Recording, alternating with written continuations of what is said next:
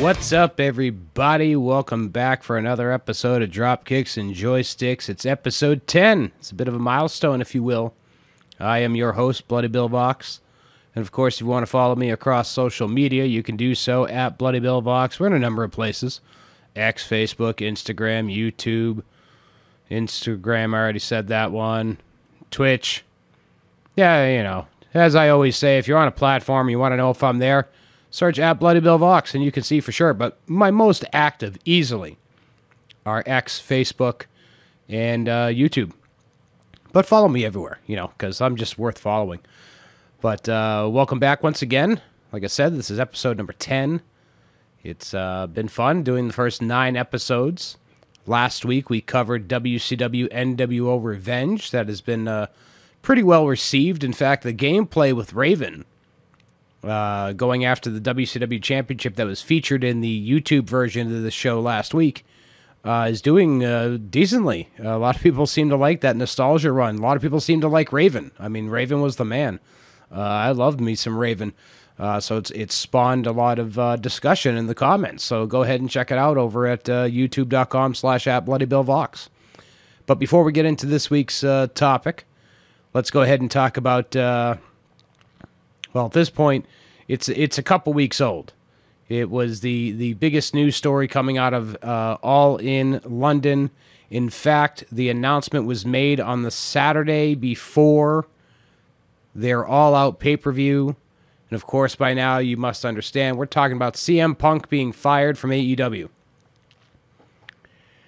Personally, I just hope that this is the end of the CM Punk AEW drama discussion. I mean, as of the recording of this episode, CM Punk has yet to release any sort of statements about his situation with AEW and his release. Of course, this episode is being recorded on September 6th. There's still 5 days between me recording it and it actually posting. I got to close up that window a little bit more, make it a little bit closer. I always say that, but schedules are what they are. But, you know, it's September 6th right now, so as of the drop of this episode, maybe we have heard from CM Punk. But if we haven't, in a way, I kind of almost wish we don't. And I know the people that love the dirt in wrestling would be disappointed to hear that, but to be frankly honest, the majority of the AEW news stories for the last year have been dominated by CM Punk and the Elite, and then CM Punk and Hangman Page, CM Punk and Jack Perry, CM Punk and Collision. There is a common theme there. And whether or not you're of the camp that thinks that constant traps were set for CM Punk because people know that he can't resist confrontation, or whether you think CM Punk was in the right and that he was working with a bunch of children, one thing you cannot deny is that it was a very contentious 2-year run for CM Punk and AEW. And it's a damn shame because there was a point in time where CM Punk was one of the most popular professional wrestlers in the game. And he may not have been treated as such, and I'll even go so far as to say that he was never going to be the face of WWE, even if he slapped on suits and all of that sort of thing, which he did a number of times while he was champion. I don't think they were ever going to treat him as the face of a company. Could he be the face of other companies? Absolutely, at a point in time. Now, I've been hearing this phrase that, you know, has the wrestling business passed CM Punk by? And maybe it has to some degree. I don't know. I don't know CM Punk, Phil Brooks. I don't know any of the other players involved. So I'm not going to sit here and say, oh, well, you know, Punk was justified for this, but they were justified for that, and this did that, and this did that. I think we've talked about it enough to death. If you really want to hear me rant about it, go on over to twitch.tv/@BloodyBillVox, or not at BloodyBillVox, just twitch.tv/BloodyBillVox, and check out some of the early moments of my 30 years of WrestleMania streams. Some of the thumbnails will actually have CM Punk involved. Others will not. I believe it's parts 4 and 5, or part 3 and 4, which 4 was really 4 and 5 because we did 2. I don't know. Either way, we talked about it at great length because one of my viewers over there was rather obsessed with the idea of CM Punk being fired. I think it's so very weird how people take joy in folks losing their job, whether you like them or you don't like them. At the end of the day, somebody just lost their regular income. I said this on my Twitch show. Some of the worst days of my life were jobs telling me that I was no longer needed, that my position was being eliminated. It's happened a few times in my life. So I'll never relish at this point in my life. That's not to say that I didn't relish somebody's release at some point in time. And there have been some releases that were worth relishing over. But for the most part, let's not make it a 100% rule. And I'm not even going to throw a percentage on there. But for the most part, I think it's very weird that people basically do celebratory dances over somebody losing their job. But that's the end result of this story that started 1 year ago in Chicago at All Out at the press conference. You could argue it even started earlier than that with the stories that CM Punk had Colt Cabana fired, reassigned, demoted, whatever they had him do. You could argue it went even further back than that. But either way, I mean, really, since Double or Nothing, I think of last year is when Hangman Page and Punk had their match. It's been a mess. So I don't care which camp you're in. I'm of the wrestling fan stance that spare for things like sexual harassment, bigotry, racism, actively politicking to, sabotage somebody's spots. I don't care if these people squabble. I don't care if they like each other. I don't care if they bump shoulders every time they pass each other in a hallway, so long as they put on a good show. At the end of the day, whether you like CM Punk or you hate CM Punk, the end result is that he is gone from AEW. I'd say the chances are very low that he ever returns there, as long as the Elite are there. If those guys can ever sit down and finally hash out their differences, we can say maybe, because as we know in wrestling, you never say never. You just can't. So many times you thought never would something happen, and that never happened. So will CM Punk never return to AEW? No, I won't say never, just as I wouldn't say never to the WWE, but I'd say both cases are absolutely low chances. WWE may want to capitalize short term on, maybe a Survivor Series to WrestleMania contract with him, like a 6-month deal, because Survivor Series is in Chicago. So that would be quite the get if they wanted to go in that direction. But otherwise, I think as Seth Rollins said it around the release of WWE 2K23, which is ironically today's topic, he said, go away, Phil. We don't like you. We already figured it out over here. Now they're figuring it out over there. Stay far away from me forever. So, not to say that Seth Rollins speaks for all of WWE, but at the end of the day, I think that's a good barometer for the temperature up there. And there's been some rumors that CM Punk might have even tried to make a quote-unquote desperate return to the company earlier this year, with an idea allegedly being that he would get eliminated from the Royal Rumble by Kevin Owens and then have a WrestleMania main event match with him. That sounds pretty far-fetched, that like he just called up and said, hey, let me have this feud with KO that will start at the Rumble. It will be big enough to main event night one of WrestleMania. I think we're running into a situation here where because the guy is fired, because he's a hot topic, we're going to hear about all sorts of stories. I don't know if that was necessarily true. Is CM Punk done in wrestling? I don't know. And I'm not going to spend much time worrying about it, because the guy was gone for 8 years, and I missed him at first, and I'll miss him now, because I am a fan of CM Punk. But I will recognize that him and the AEW fit just didn't seem to be one.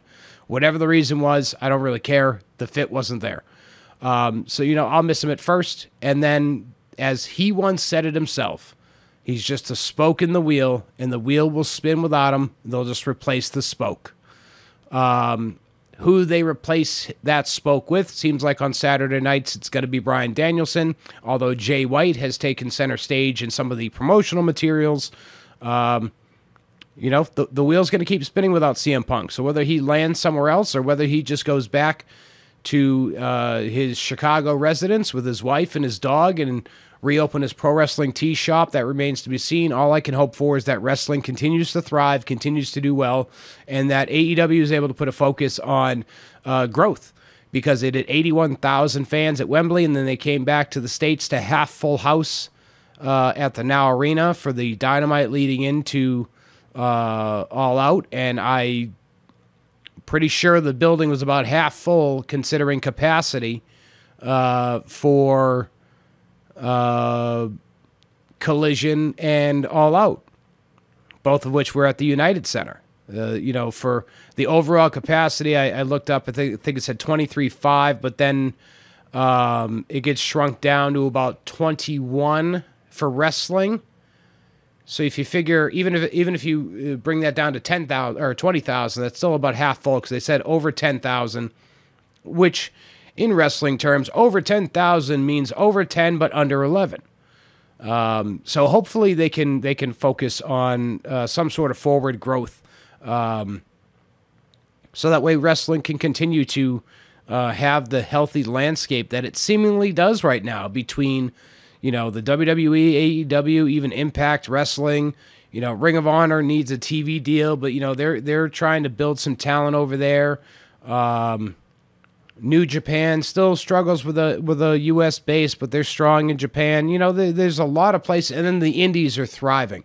The independent wrestling scene is thriving. Professional wrestling as a whole is thriving. It's got to be having some of its best revenue, period, not just in WWE, but across the board. I know a number of indie workers who make bank on top of their appearance fees every weekend. So yeah, that's my hope coming out of the CM Punk drama. Hopefully we're not talking about it for too much longer. Obviously, he just got fired a couple days before the recording of this episode, probably about a week and a half before when it pops.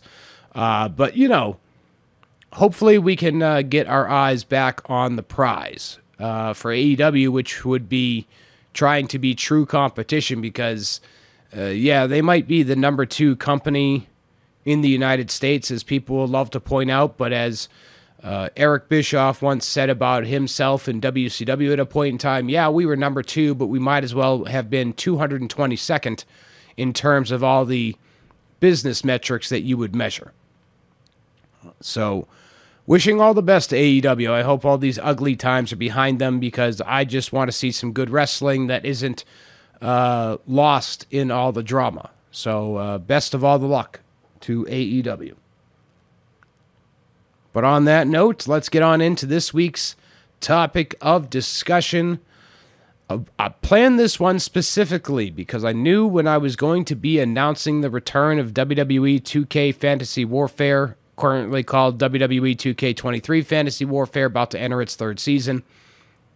I knew that I would be announcing it September 1st, so obviously I didn't want to make this episode something that would post too close to it, because it might have been, I may have said something too soon. I get a little scatterbrained sometimes. So I planned this one specifically. Plus, episode 10, thought it would be cool, because we're not only going to talk about the game here today, we're going to talk about Fantasy Warfare, because I think that's the biggest thing that I've been able to draw from WWE 2K23. Of course, we're going to talk about the game. We're going to talk about how it was reviewed, although, of course, as I'm looking at my notes that I prepare for this, I didn't look up the ratings for the game, so we'll do that live here, live on the scene here. But I wanted to talk about WWE 2K23 this week because it's recent, and so far all of the games have been very retro. And I've loved doing that whole retro thing, but I felt like with a more recent game, I wouldn't necessarily have to rely too heavy on my notes like I have for these other ones, because, they're old, and I'm getting old, and my memory is not as great as it once was. So I definitely wanted to get into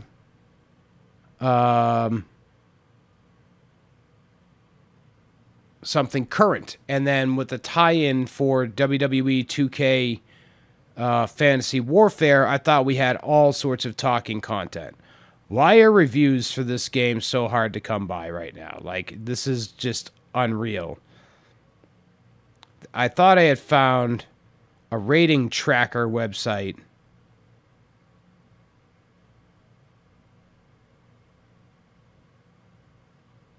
No, I don't care about the rest. The one thing I hate about Google is it gets confused with whether I want the game rating or whether I want the ratings for the wrestlers. Jeez, this is like, wow. I should have done this in advance. All right, so there we go. There's a quick one. IGN gave it an 8 out of 10. Let's see who else we got here. Let's see. GameSpot gave it an 8 out of 10. Let's check Game Informer also. Game Informer, where's your damn rating? What are you hiding it at the bottom? You going to tell me your life story first? And they also gave it an 8. So the common rating for this game seems to be an 8 this year, and arguably, it's one of the better in the WWE 2K series. It's got quite possibly the largest freaking roster that one could imagine. Where's my number here? 203, and that may not even be totally accurate. I don't even think this has all of the non-playable characters, and I'm not even counting all that bull crap in my faction. We'll talk about my faction in a few minutes and why I hate the hell out of that mode. But like, for example, I'm looking on my list here for this roster, and I can immediately see that Adam Pearce isn't listed. He's not a playable character in the game, but he is still in the game. But in terms of playable characters, this list that I comprised, and I'm not going to read it all like I have done in previous episodes, but this list that I've put together is 203 deep. And like I said, I don't even know that that covers everybody. It may not. But there's over 200 people in this freaking game. There's over 200 people in this game. They overhauled a lot of the gameplay mechanics. They made improvements to universe mode. They revamped My Rise with a more comprehensive story. The creation suite got some changes, I guess, added back in that gave us problems last year. And by problems, I mean a lot of people were complaining about it. So this game was no different than any of the others in terms of its modes. We had Showcase mode, we got My GM, we got My Faction, we got Universe, we got Creation Suite, we've got Online, we've got a series of different matches. We've got so many different things in the Creation Suite. The number one thing that I played when I first got this game was the John Cena 2K Showcase. Now, it took me a number of years to finally get into the appreciation for John Cena point in my life. There was a point in my life where I could not stand John Cena. Anytime he was on my TV, he had that X-Pac heat. I wanted him to go away. But then as I got older and I rewatched a lot of his stuff, you come to really realize that John Cena was one of the most solid and reliable talents in WWE, and that's why he was in all the main events. And he was that guy that you could put out at press events and on magazine covers and everything else, and you knew that he was never going to mess with the company image. In fact, to this day, I think John Cena has one piece of scandalous news that broke about him, and it wasn't even bearing on his wrestling. If I recall, it was around the time he was divorcing his first wife, and there was some insinuation that he had had a relationship with an adult film actress by the name of Kendra Lust. That's the most salacious thing, though, that has ever been said about John Cena. So it makes perfect sense why the man was, and in some cases can still be, the face of WWE. Yes, he's moved on to Hollywood, but as of the recording of this episode, Hollywood is on strike, so John Cena, utilizing the fact that he's a WWE superstar also and returning. But when they announced the John Cena Showcase, they also announced 3 different covers. And so it always irks me, or I shouldn't say always, because I've only done it the last couple of years, but the top tier of the WWE game, Deluxe, Legend, whatever edition, the very tippy top, has been digital only. They don't put out a physical edition of it. This year, when they announced the 3 different versions, I was actually happy because I didn't like the tippy top cover. It was a nice Rob Schamberg, I always say his name wrong, but he's a great artist. It was a custom print from him for the cover, but I wasn't a fan of it. I was more of a fan of the deluxe edition, which was the tippy top tier of the physical copies. So I ordered that copy, pre-ordered it in advance, nice little gold thing with the, United States Championship and all that jazz. But thanks to our good friends at Amazon, WWE 2K23 became the very first WWE title that I ordered digitally. That's right. if you follow me around, you know that I love my physical collection.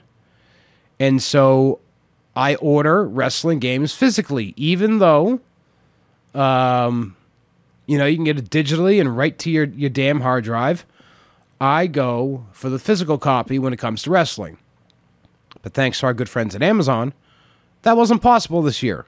And I forget what the reason was, but I broke down and I bought the deluxe tippy top icon edition, I think is what it was called, the icon edition, while I waited on Amazon to send me the physical copy. Now, the error that I made was that once it arrived, I kind of set it aside and I forgot to return it. So I have a sealed copy of WWE 2K23, the deluxe edition with the Cena cover, and I'm going to just keep it in my collection. I considered even doing, sending it into one of those game raiders to get it into a case and all that jazz. I'm not going to open it. There's no reason to open it.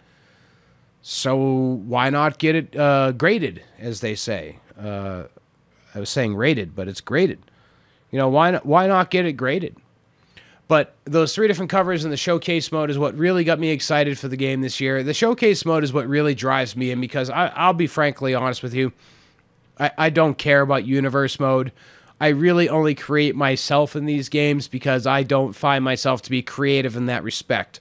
I make an arena for WWE 2K Fantasy Warfare, and I find my GM to be fun, but also tedious. Like the trophies this year, trying to chase those trophies were just nuts.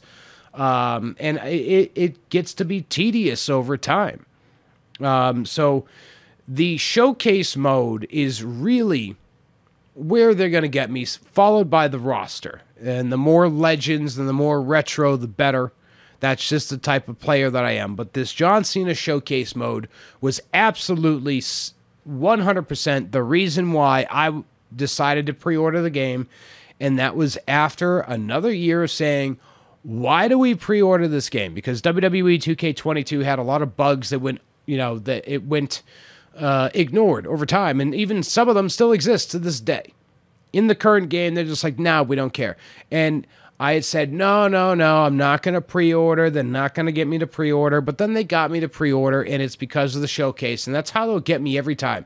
I even say now, as WWE 2K23 support basically is on the sunset, they still do a little bit here and there. But for the most part, they got to be working on 2K24. I keep saying that if we as a community banded together and said, no, 2K, we're not going to pre-order. In fact, we're not even going to pay full price. You can bet your bottom dollar, and your bottom dollar will be much lower, that we will not pay above 50% for this because you don't give us more than 50% effort after the fact. In my opinion, they don't listen to anything. People will bring out the same complaints and the same issues again and again and again and again, and they just get ignored. And so, even as I sit here and say, don't pre-order it, if they go and announce some showcase mode that just gets my rocks going, I'm going to end up pre-ordering it like an idiot. I do that every single year. I order it like an idiot every single year. I just don't know what to do with myself. I love wrestling games way too much, I guess. They got me by the balls. They got me by the balls. Yes, they do. But let me tell you about that John Cena showcase real fast. Just for the match listing, because it was a good set of matches that was announced, and then you got some surprises once you were within. So we had John Cena's debut against Kurt Angle on SmackDown. Brock Lesnar for the championship at Backlash 03. The Undertaker in a singles match at Vengeance 03. John Cena and Edge, the cash-in that brought Edge his first WWE championship from 06. Rob Van Dam at ECW One Night Stand. Edge at SummerSlam 2006. Triple H at Night of Champions 2008. Batista at SummerSlam 2008. Randy Orton inside Hell in a Cell at Hell in a Cell 2009. The John Cena Rock Once in a Lifetime, which we just relived in 30 Years of WrestleMania over at youtube.com/@BloodyBillVox in the 30 Years of WrestleMania playlist. Cheap plug there, baboom. Brock Lesnar in a SummerSlam championship showdown. That was the one where Brock Lesnar coined the phrase Suplex City, in fact. Let's see. AJ Styles at SummerSlam 2016. The Undertaker at WrestleMania 34. Roman Reigns at SummerSlam 2021. And then we had some bonuses. You pick your own character against John Cena. It was called The Choice. I can't remember if it was this one or the next one where you just get murdered. But either way, it's your pick versus John Cena. I think I chose Edge the first time around because I thought you had to pick the people from the showcase. Bonus match is your pick against Super Cena. That's the John Cena rated at 100. And then the bonus match, which was real fun, we got the Council of Legends, which was John Cena, Steve Austin, Hulk Hogan, and Bruno Sammartino in a four-way match at WrestleMania. WWE 2K23 is on quite the sale at this point, usually, whether it's 33% or 50%. But if I was going to recommend this game at all, I would recommend it just solely for the John Cena showcase. Because beyond that, if you're a big universe guy, yeah, there's a lot of replay value. If you like my GM, there's a lot of replay value. If you are a skilled creator, and I wrote down a quick list of some of them, and I'm going to forget some or mess some of them up, and I'm sorry, but we got What's the Status, Jenna, Dr. Gorilla Nuts, Iconic Cause, Icons of the Ring, that's a collective group. I think it was Refract, and many more. And I wrote my notes. Apologies to anybody I forgot, but if you're not any of those things, and I'm not, once I do the showcase mode and My Rise, which we'll talk about in just a quick second, beyond those two story-based modes, I'm lost. I'll sit down, I'll play some matches here and there. When the DLC drops, I'll play with those characters. But to me, WWE 2K has been the same game, rinse and repeat, for the last 9 years. There's a reason why WWE 2K14 is probably my favorite of the series. It was the first in the series. It was technically produced by THQ. But ever since then, I feel like it's just been a rinse and repeat. And that's a lot of sports and simulation games that are released annually, is that there are a lot of rinse and repeat. But, those other modes don't jive to me the way that they do jive to other people. I don't keep a universe mode. I've got an idea cooking for something for after the fantasy warfare stuff is done. But beyond that, it's a mess. And they say they fixed all of it, but it's a mess. You get, say, they just broke up on TV, not a great example. But the Usos, for example, might literally end up with different tag team partners, but still be listed as the Usos, but being these other tag teams. Or my favorite is being in a faction. So, say I was Roman Reigns in the Bloodline, right? I'm going to be constantly in tag team matches against the Usos, singles matches against Solo. Universe mode is a mess in this game. Creation Suite is fun. I'm not going to take away anything from that. You can create your own wrestler, entrances, movesets, Titantrons, championship belts, arenas, shows. I'm probably missing logos. That's an area where I will give a lot of credit to them, as they did make it very expensive, which allows a lot of those creators to help improve the game, because honestly, without those creators in the community creations, I think my time spent playing the game would be even less. Without those creators, WWE 2K Fantasy Warfare would not exist. Flat out.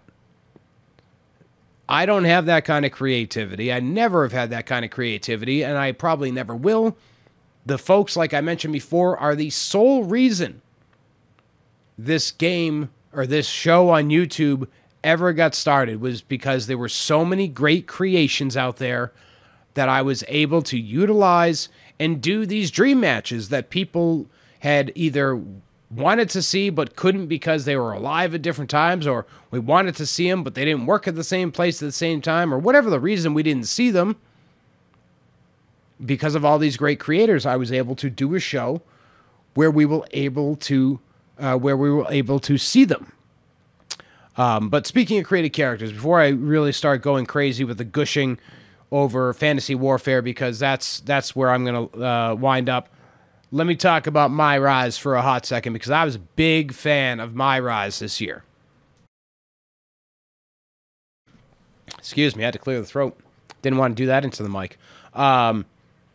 I was a big fan of My Rise this year. In fact, there was a My Rise, I think it was in 2K20, because I don't think they did. See, I don't remember what they did. Did they do a My Rise in... Oh, yeah, they did a My Rise in 2K22, but it was very confusing, and I remember abandoning that stuff pretty quick. Because it wasn't a lot of story, if I recall. Like, there was some story, but it wasn't as great as...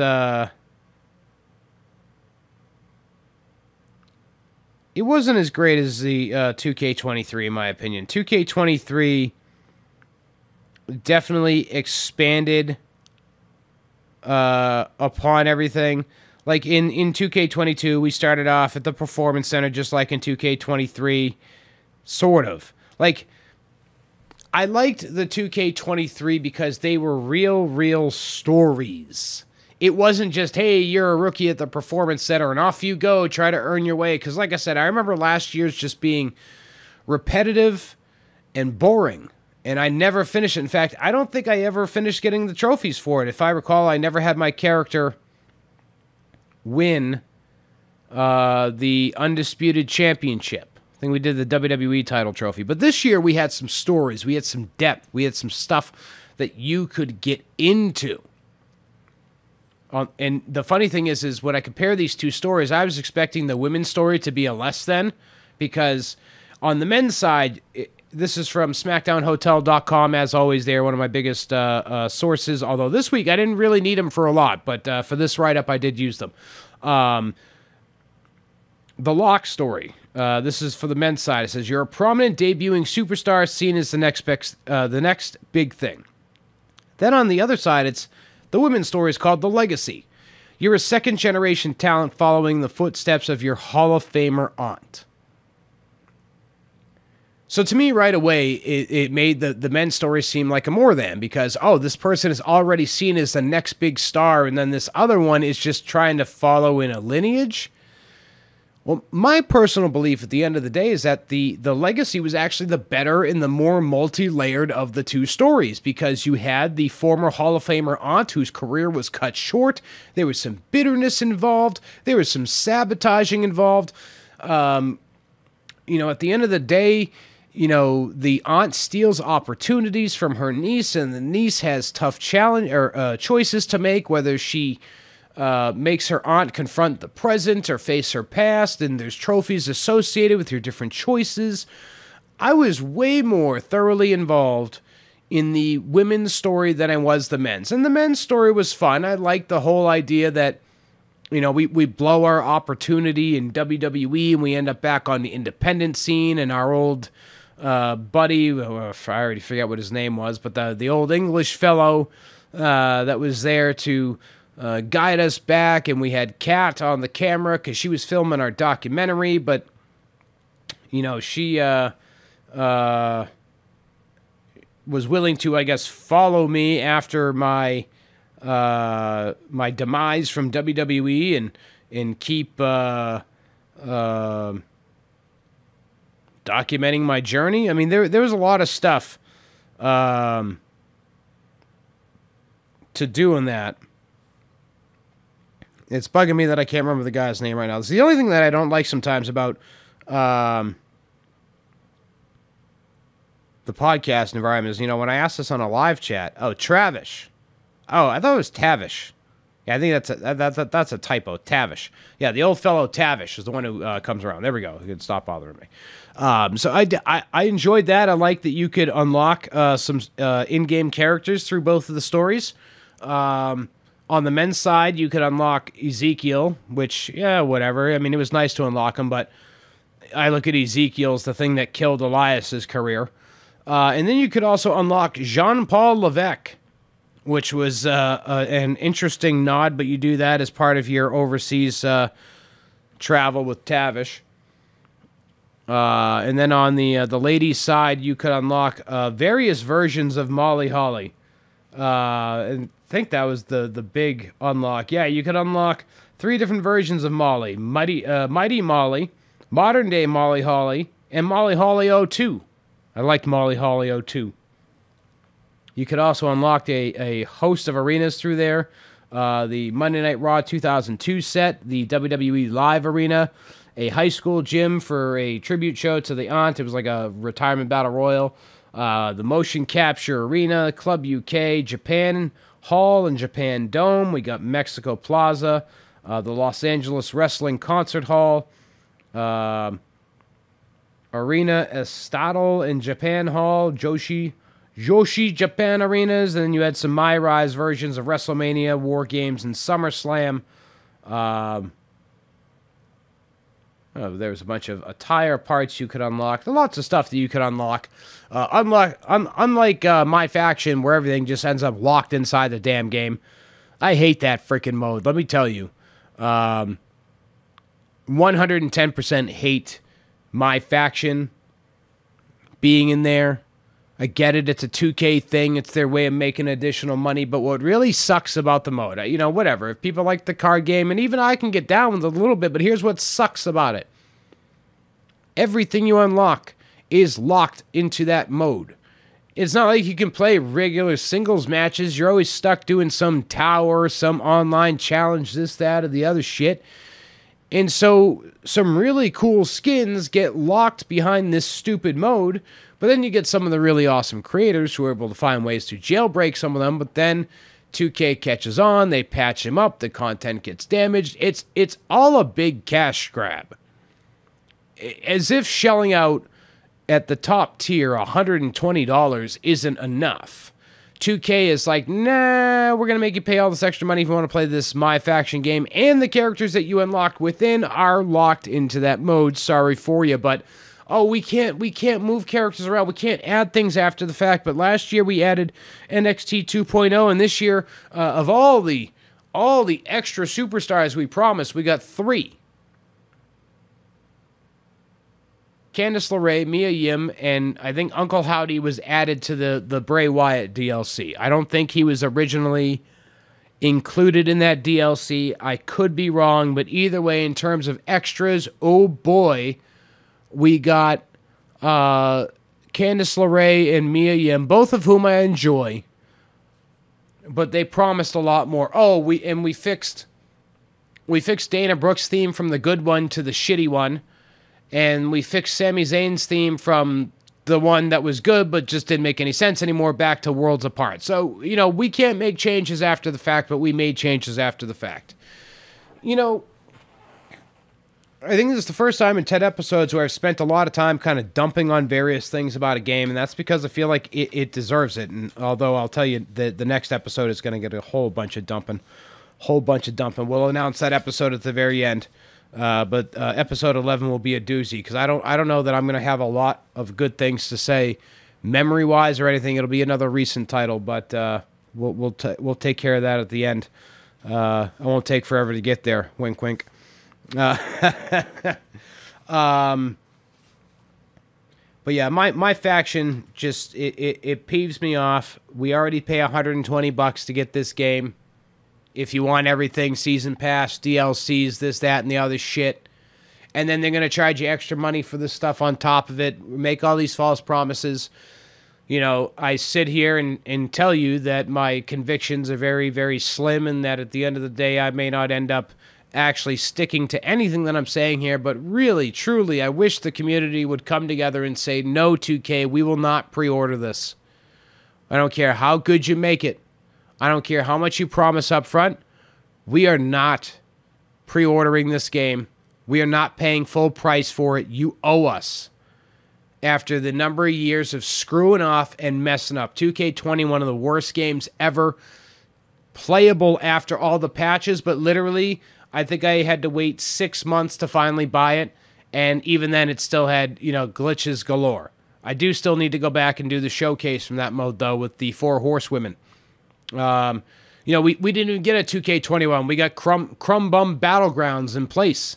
And 2K22 is definitely a nice step up, but for every issue that we reported, they ignored a lot of stuff. So I feel like the only way that you can really send a message to these folks is through their bottom line.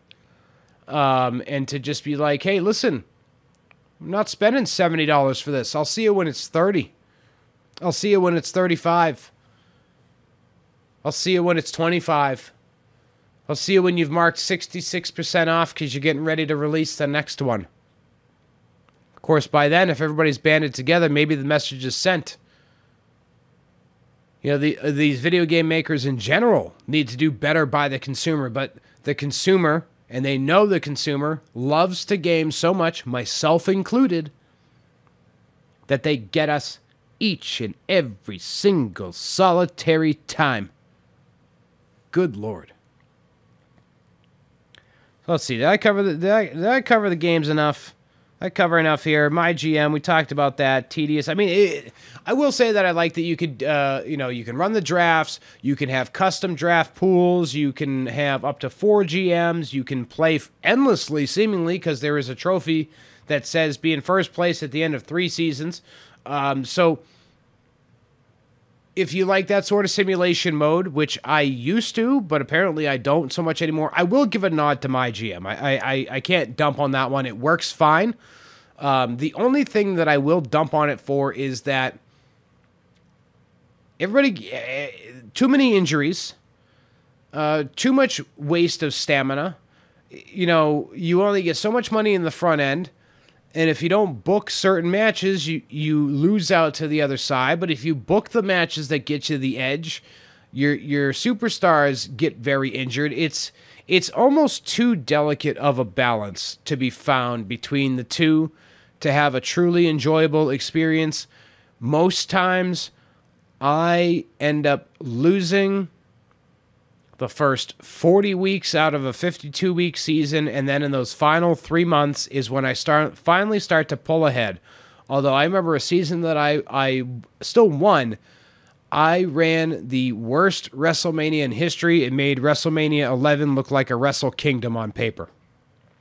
It was like all created characters and stuff. It was bad. So if you like my GM, if you like that kind of stuff, it's a better option than Universe. Sad as that may sound, you can play the games and you can try to steer the ratings yourself. It's tougher with the ratings in my GM, but I think my GM at least functions the way that it's kind of supposed to, whereas Universe mode is just a joke, an absolute joke. But I wanted to spend the final moments here of the show this week as we cross into a little over the 40-minute mark. I wanted to spend some time talking about WWE 2K Fantasy Warfare. You know, cheap plug for it. It's coming back Friday, October the 6th, 1 month away as I record this episode. Friday, October 6th, 6 p.m. Eastern, youtube.com/@BloodyBillVox. It's got to be the final season that I produce of it using WWE 2K23. I presume that WWE 2K24 will come out sometime in March, and if I stick to my guns about not pre-ordering it or something changes, there might be another season using 2K23, but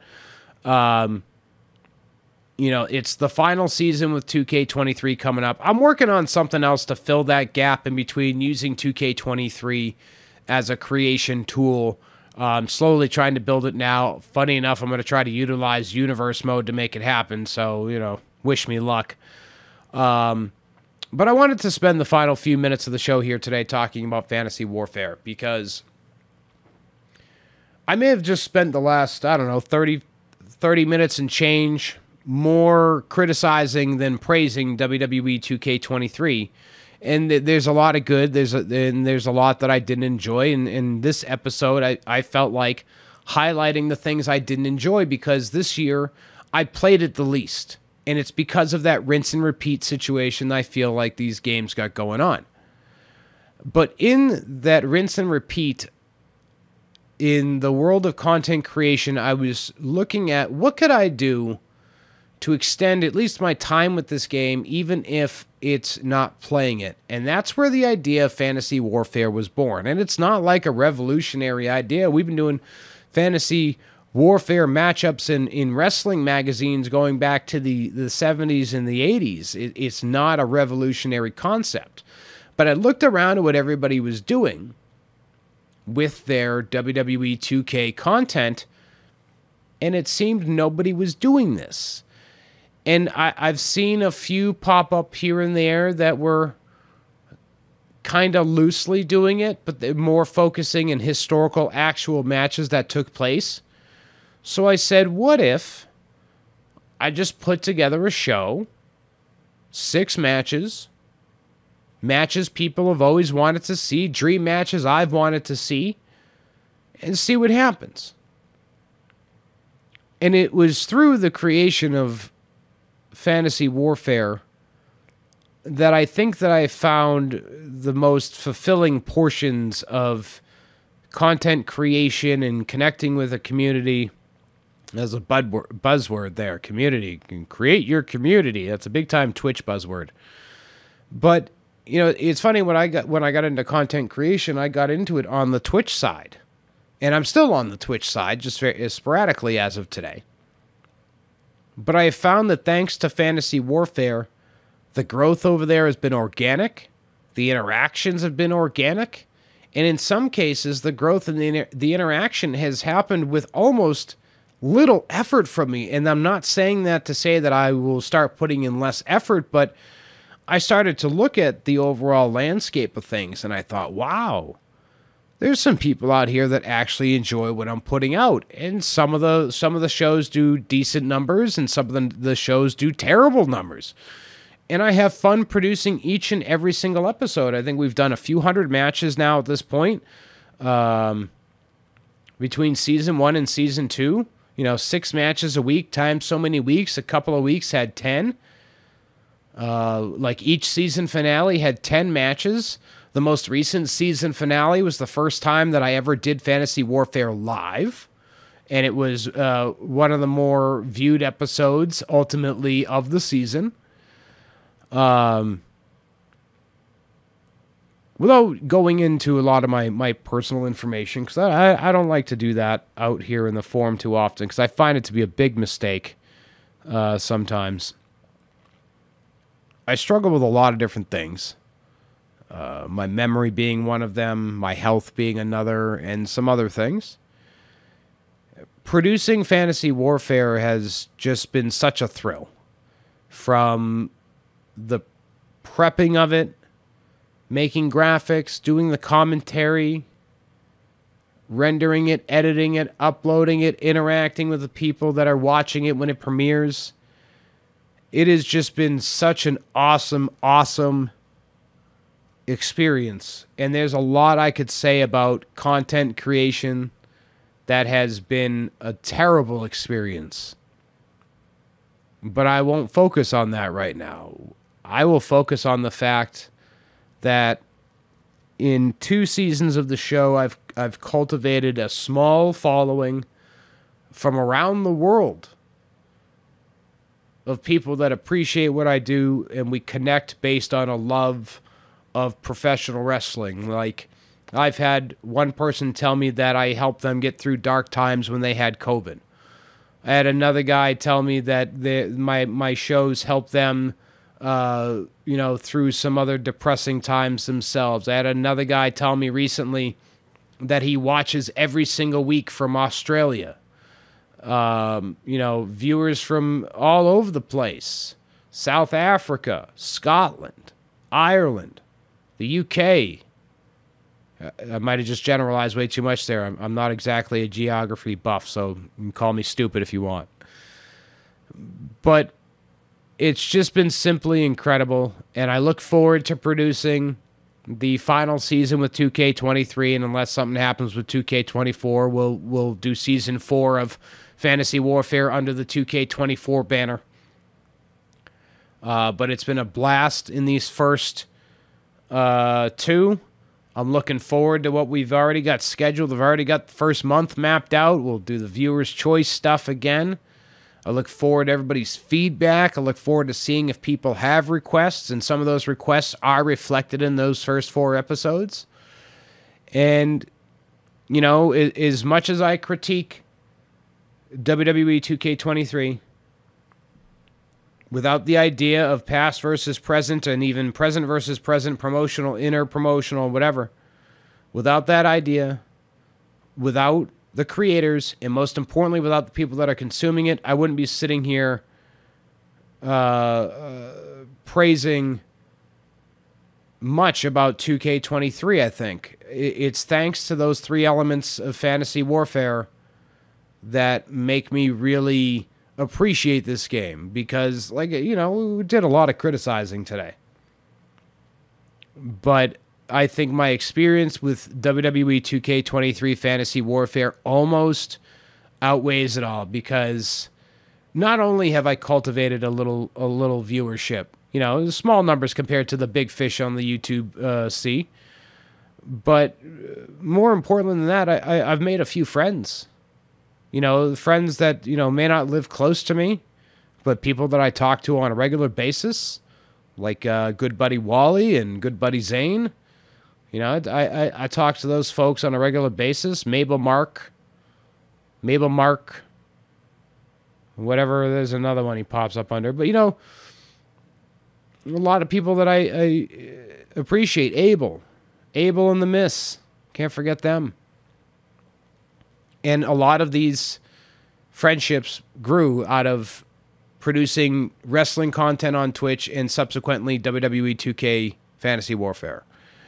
So as I bring this week's show to a close, I hope that you've enjoyed some of the Fantasy Warfare special card that was in here. You know, I got so focused on talking about everything else here today, and my brain's been in a lot of different spots as we rolled in, but I forgot that my intent was to do a special Fantasy Warfare short card as the gameplay. So hopefully you've enjoyed the Fantasy Warfare short play, and I will make these matches available separately, and I will even add some commentary to them. So there'll be some special bonus matches available in the coming days after this episode posts, maybe even on the same day that you're listening to this, if you're listening to it on the day it drops. But either way, we'll make that special short card of Fantasy Warfare available. And of course, Fantasy Warfare, WWE 2K23 Fantasy Warfare Season 3, the final season under the 2K23 banner, premieres Friday, October the 6th, 6 p.m. Eastern, youtube.com/@BloodyBillVox. I will be your host yet again, and I hope you will join me at ringside, just as I hope that you will join me next week right here for another episode of Dropkicks and Joysticks, when we will talk about AEW Fight Forever. We've done a lot of talking about AEW on the show recently, so might as well cover that video game. Highly anticipated and highly dragged in the end, and we'll have our fun with it next week. They made a lot of promises, and I don't think they lived up to really any of them. So again, if you'd like to follow me on social media, you can do so at BloodyBillVox, whatever platform you're on. Just search that @ symbol, and you'll see if I'm there. But the most active are X, Facebook, Instagram, YouTube, and Twitch. But until next week, my friends, stay safe out there, stay happy out there, and I'll see you right here next week for another episode of Dropkicks and Joysticks.